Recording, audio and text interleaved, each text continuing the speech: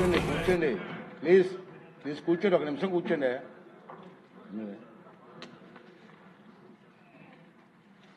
ఈరోజు ఈ బడ్జెట్ ప్రవేశపెట్టే సమయానికి మన సభకు వచ్చినటువంటి సీఎం రమేష్ గారు ఎంపీ గారు, నందిమాల ప్రసాద్ గారు, రావు కృష్ణదేవరాయలు గారు ఎంపీ గారు, అలాగే బీటెక్ రవి గారు, మల్లికార్జున రెడ్డి గారు వచ్చారు. ప్రత్యేకంగా వచ్చినందుకు వారికి నా ధన్యవాదాలు తెలియజేస్తున్నానండి. ఒక ఇంట్రెస్టింగ్ పాయింట్ చెప్పాలండి సభ ముగించే ముందు. ముఖ్యమంత్రి గారు, డిప్యూటీ ముఖ్యమంత్రి గారు కూడా వినాలి సార్. మీ సలహా మేరకు ఒక కార్యక్రమం టేకప్ చేశాం.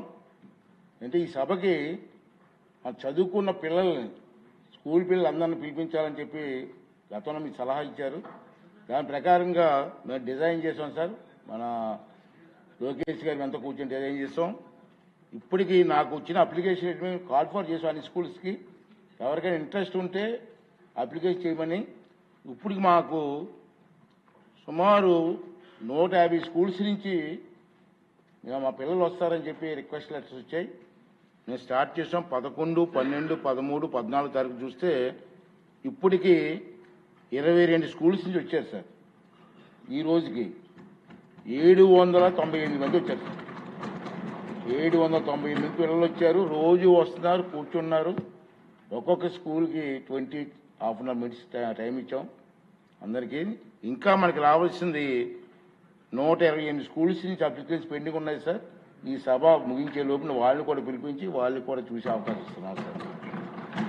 నేను ఆ పిల్లలతో అయిపోయిన తర్వాత మాట్లాడుతున్నాను సార్. నేను మాట్లాడితే ఏంటంటే చాలా హ్యాపీ ఫీల్ అవుతున్నారు. మీరు చదువుకొని ఏం చేస్తారంటే ఇప్పుడు వరకు మాకు తెలియదు కానండి, ఈ సభ చూసిన తర్వాత మాకు కూడా సభలోకి రావాలన్న ఆలోచన చెప్తున్నారు. ఇది మంచి పరిణామం సార్, మంచి కార్యక్రమం. ఈ కార్యక్రమం మీ సలహా మేరకు చేస్తున్నాం, ఇది పూర్తి చేస్తామని చెప్పి మీ అందరికి తెలియజేస్తున్నాను సార్. ప్రతిపక్ష నాయకుడు ఉంటే బాగుండు, కొంచెం వాళ్ళు చూసారు. అదేవిధంగా గౌరవ మంత్రులు సాధారణ బడ్జెట్, వ్యవసాయ బడ్జెట్ ప్రవేశపెట్టారు.